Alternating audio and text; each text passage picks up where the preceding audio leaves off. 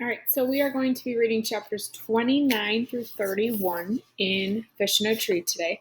And actually, chapter 29 is titled Fish in a Tree. These little moments in a book are actually my favorite. When I find something in the text that helps me figure out what the title is meaning or maybe what the book cover means, those are my favorite parts of the book. So I'm excited to figure out what Fish in a Tree actually means and why the author chose to title the book this way. Okay, so chapter 29, Fish in a Tree. Albert, Keisha, and I get off the bus for our class trip to the Noah Webster house. With no written work today, I'm thinking it will be a silver dollar day. Albert starts collecting acorns from the ground and filling his pockets. I'm tempted to ask why, but I'm afraid the answer will take an hour. Oliver picks up acorns and whips them at the trees. Max joins in. Max hits a tree every time. Oliver, not so much. Mr. Daniels walks over and says something to make them stop. I pick an acorn up too, and it reminds me of a little Frenchman with a pointed chin, perfectly shaped head, and a little beret. I name him Pierre and stick him in my pocket. I decide that I'll do a drawing of him later. Maybe dancing with a lady at the Eiffel Tower. My grandpa always said he was going to take me to see it. Albert's pockets are bulging by the time we line up to go inside. Shay is rolling her eyes at him and laughing. When Mr. Daniels looks in her direction, she stops like she has an on-off switch. When he looks away, she laughs at Albert again. Don't laugh at him, I say. Fine, she says. I'll laugh at you. I don't care if you laugh at me. Albert just stands there, looking a little lost. Albert, I whisper, why don't you tell them to go jump in a lake, at least to leave you alone? Albert, Keisha talks to him in her you better listen to me voice. Hunched over silent is no way to meet the world. Albert bends over, picking up more acorns. He looks up at us. It isn't logical, he says. It will only let them know it bothers me. So it does bother you? I ask. He stands up straight. Well, no one likes to be insulted. But let's say that my worry about Shay is a drop of water in the ocean compared to my other worry right now. What's that? I ask. These acorns, he says, holding one up.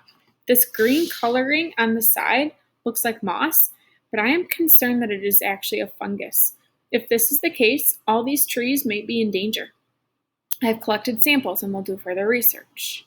I lean in and look at the acorn. I like how Albert cares and is able to see things that other people wouldn't, but I wish Albert would care about himself as much as the scientific world. Mr. Daniels puts us into groups.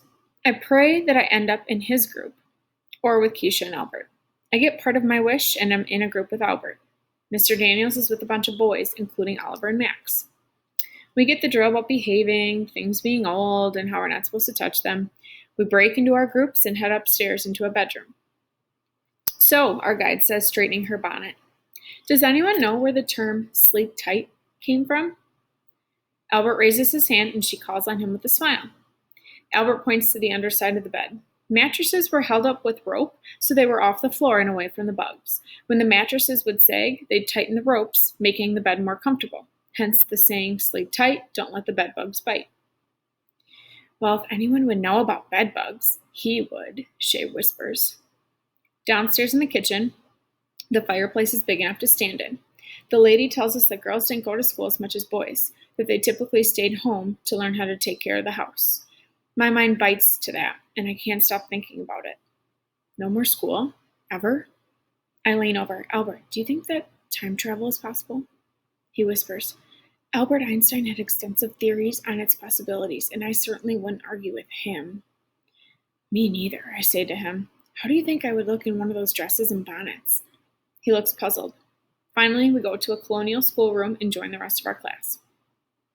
A lady talks about what a visionary Noah Webster was to create the first American spellers and dictionaries. Before that, people used to just make up spellings. There were no right or wrong ways to spell. Some visionary. This spelling stuff is all his fault, since he's the one who got it in his head that we all needed to spell the same way. I'm thinking Noah Webster was a scoundrel, and they should have put him in jail for this. The lady tells us it took him 20 years to write the dictionary, and he also wrote the first school books and grammar books. I think he must have been tipped off his rocker, as my grandpa used to say. Students in colonial times didn't use paper and pencils like you do now. The lady holds up a little chalkboard with a wooden frame. They used slates like these and wrote their answers down to show their teacher. She passes out slates, which are fun to write on. I draw the picture of Pierre with his beret, and I wish I had some green chalk to add a little smudge in honor of Albert. The woman takes out a pointed white hat. Now, this is something teachers began to use in schools toward the end of Noah Webster's life. It is called a dunce cap. As a punishment for misbehavior, a child would have to wear it and stand in the corner facing the wall. I hear her giggling. Shay is showing her slate to a bunch of other kids. There's a head wearing a dunce hat, and Allie is written underneath. "What's the fuss about?" the guide asks as she walks over. Then she turns to them. "That isn't very nice. Erase that, please." I stand, willing the tears that come to my eyes to stop, knowing they will only give everyone more to make fun of. "Are you all right?" the guide asks me. Everyone is quiet now. They are all watching me. It's worse than the laughing, so I run out. Out of the room and out of the museum. A woman calls to me, but I keep going. Out the door and around the back. Across the lawn of a beautiful light green house. I find a swing set, which reminds me of my grandpa, and how we spent hours on them at the park. I try to think about what he'd say now, and I'm sad that it's hard for me to remember his voice exactly. My hands slide down the chains as I sit on the seat, thinking of when I was little. When my world wasn't such a heavy place. I used to love to swing as high as I could, leaning back, reaching for a bright blue sky with my feet, and it made me feel like I could do anything, reach anything. I lean my cheek against the cool chain, feeling like I can't reach anything anymore. Then the tears come. And then, standing in front of me, are feet. The shoes on them belong to Mr. Daniels. He stands for a while without saying anything until he finally says my name. All I can do to respond is sniff. "Can you tell me what happened in there?" I don't know what to say.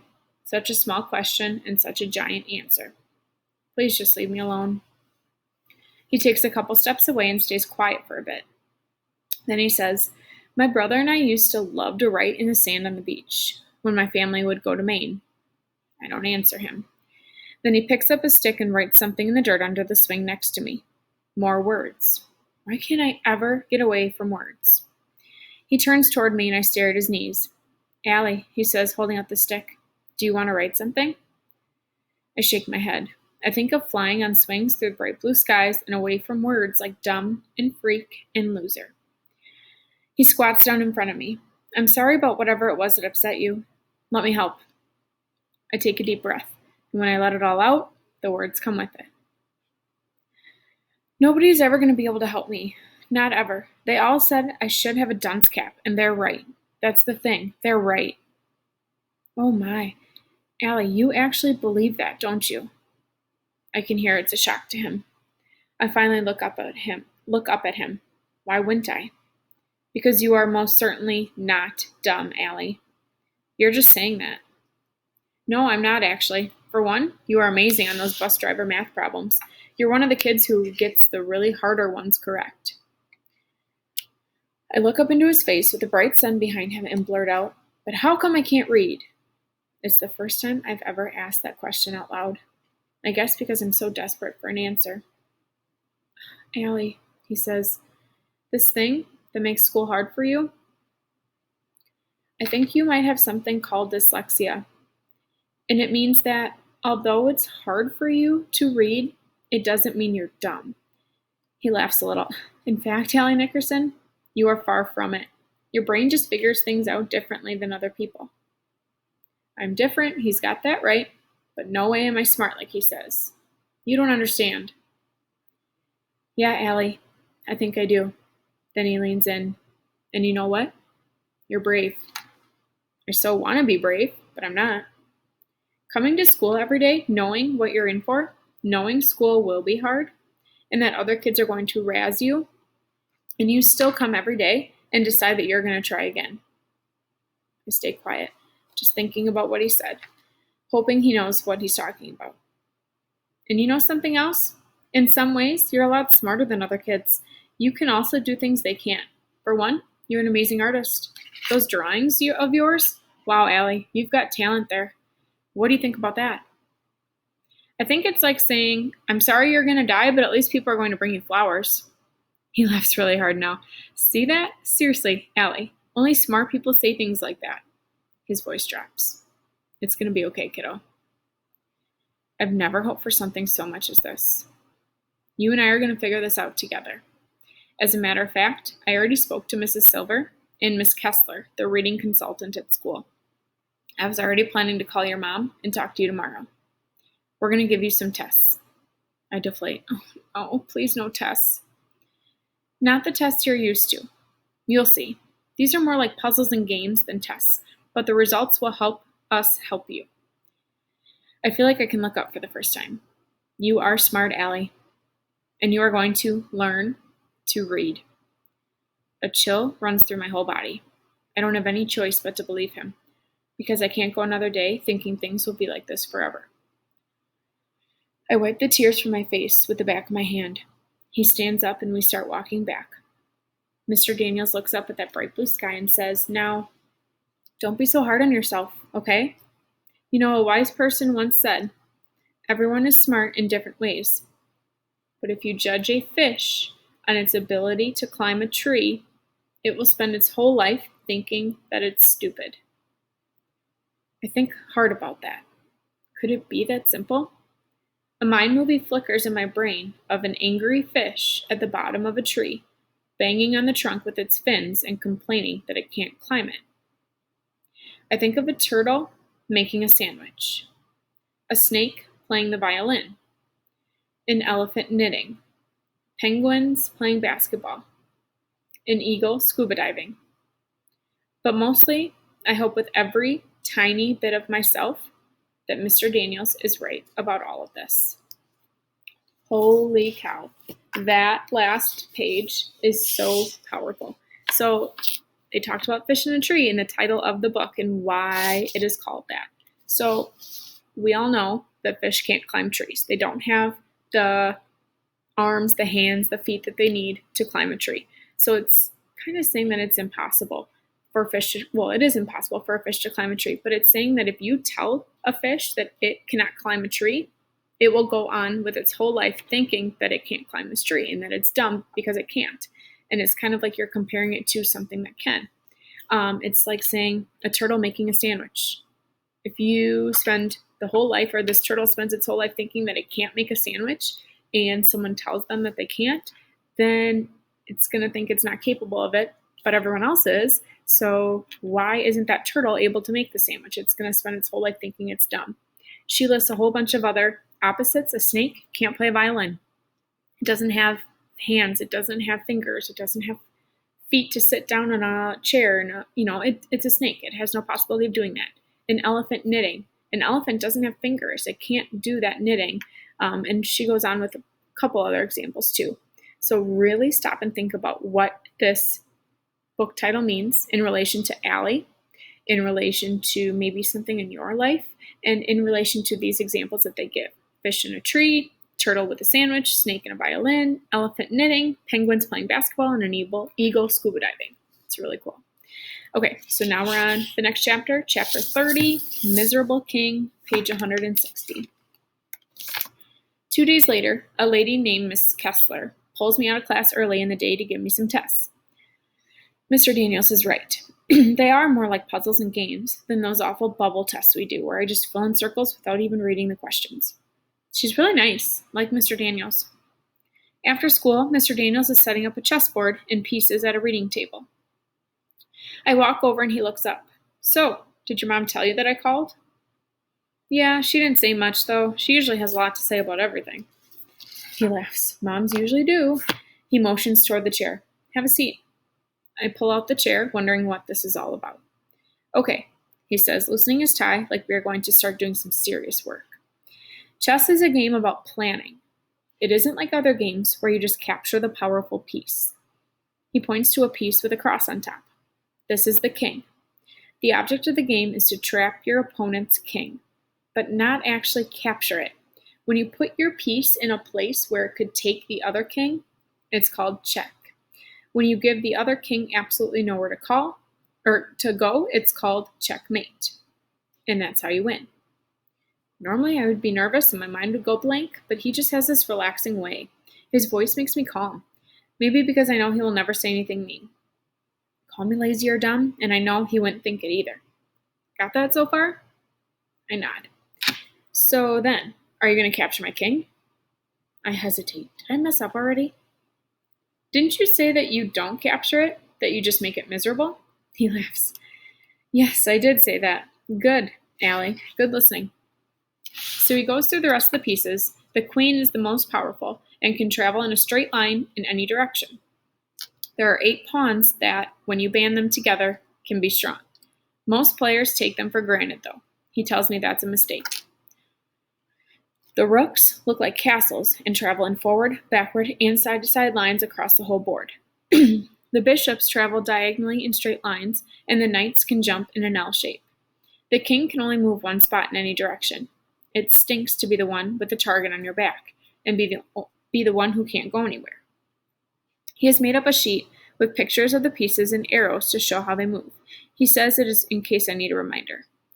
I turn it over, looking him square in the eyes, and say, I don't need that. He smiles a little bit, but never takes his eyes off of me as he reaches down and moves one of his pawns. Good then. When I start to make some dumb moves, he asks, Are you sure you want to do that? The first game ends fast, but on the second game, I capture his queen, the most powerful piece on the board. I stand up so fast, my knees push my chair back and it falls over. I want to ask if he let me do that, but I'm afraid of his answer. He holds up his hand to high-five me. Well done. And it is so weird. I don't have trouble with this game. I like it. I like planning what I will do to trap his piece. He shows me how you can work it so you can put your piece in a place where it can choose between taking 2 different pieces. Then your opponent has to choose which one to let go. That's called a fork. I love the look on his face when I manage one of those and take his bishop. Like it hurts a little, but he likes it too. The longer we play, the better I can see it in my head. I can see what the board will look like in a couple of moves from now. I learn to predict what he might do. I see a mind movie where chess pieces come to life, and they can travel around on the board all day by themselves, and they are happy and they don't have to just stand there and wait for somebody to pick them up and move them. I know how relieved they are being able to do something for themselves. Last chapter for today, chapter 31. Lots of ways home.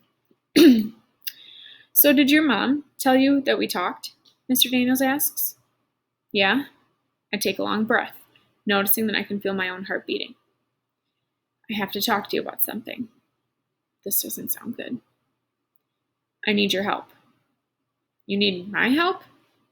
Yes, I do. You know how Miss Kessler gave you those tests? Yeah? Well, it appears you do have dyslexia, which, like I said, makes learning to read difficult. But doesn't mean you're not bright. In fact, he says, half smiling like Travis, You're very bright, Allie. The tests show that too. I shift in my seat. But you will need some help with learning to read better, and we're going to get it for you. Thing is, it might take a little time. Sometimes the paperwork and meetings around that take a while. Okay. You know how I said we can't play chess on Tuesday or Thursday? Well, that's because I'm taking classes to get a degree in special education. Basically, it's a degree to help me help kids like you. Kids who are smart but have learning differences. Smart? Learning differences? So I spoke with Mrs. Silver and Miss Kessler. He leans forward. And your mom, of course. And we are thinking that I can help you after school a couple times a week until we can get you into formal services here at school. I open my mouth, but he holds up his hands. I know, staying after school with me will be torture, but it would really help me out with the projects I have going on for my degree. You'd be doing me a huge favor, and I'd be so grateful, Allie. He leans forward. So? I swallow hard. I'm not dumb. I know I'm not doing him a favor as much as he's doing me one. And I can't believe or imagine what I've done to deserve help like this. Stay after school? I'd sleep at school if it would help. I nod. And we shake on it. And he looks kind of dopey and happy. I shift in my seat again. But can I ask a question? Sure. What are learning differences? Oh, okay, he thinks. When you ride your bike home, is there more than one way to go? Yeah, I thought so, he says. Well, just like there are different ways for you to get home, Allie, there are different ways for information to reach the brain. You have 5 senses, right? Taste, smell, sight, hearing, and touch? I nod. So what if an alien landed in a spaceship and you had to explain what the word frozen means without using sense of touch? What if you had to use just words? I think that would be hard. Do you? Yeah, it would. I think you've had some trouble learning words with just your eyes. We are going to incorporate more of your senses to practice letters and sounds. And I want you to relax about it. We'll have fun. I won't give homework on this. No tests to study for or anything like that. Okay? I nod. Have you liked playing chess? I nod, hoping we can play today. You know, I had a feeling you would be good at it. I think your mind learns in pictures, and it helps you be a really good chess player. We've played several times now, and you have learned it fast and improved a lot without much time. Also, thinking in pictures, he leans forward. It's one of the reasons you're such a good artist. Okay, I say, thinking all this sounds good so far. The only thing that worries me is that it won't work. I still won't be able to read. Good then, he says. We're going to practice writing letters, but we won't use paper and pencil. Then he pulls out a huge metal sheet and hands me a bottle of shaving cream. We're going to use this, and by writing in shaving cream, you'll use sight and touch and write large enough to use your whole arm. Just more ways for the signals to get delivered to your amazing brain. I smile. Now fill that giant sheet with foam and let's get started. As I draw my finger through the gooey cream, I think about the words learning differences. And I'm filled with fear and happiness and questions, but I'm mostly filled with hope. Okay, so there was a lot going on in these 3 chapters. A lot of things that happened, pretty important things in the story. So take a moment to answer the questions on the Google form. Please use your race answers, reword, answer, cite, explain.